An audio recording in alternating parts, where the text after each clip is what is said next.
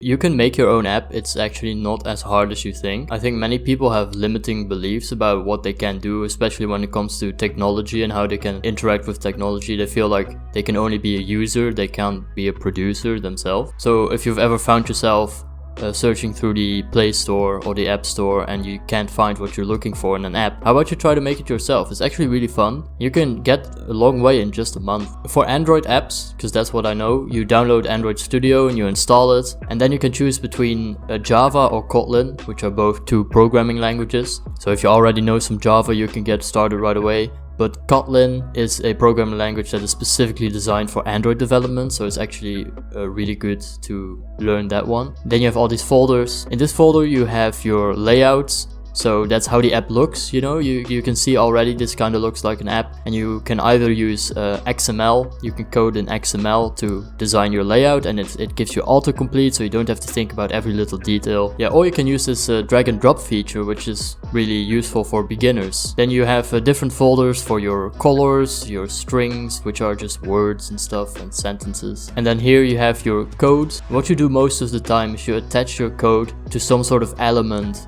in your layout so that you can have interactive behaviors. And that's how apps work. Here, I've made a simple counter app where when you press the button, it counts up 1. And you can do it too. If you have an idea for an app, leave it in the comments below. Like, subscribe. Bye.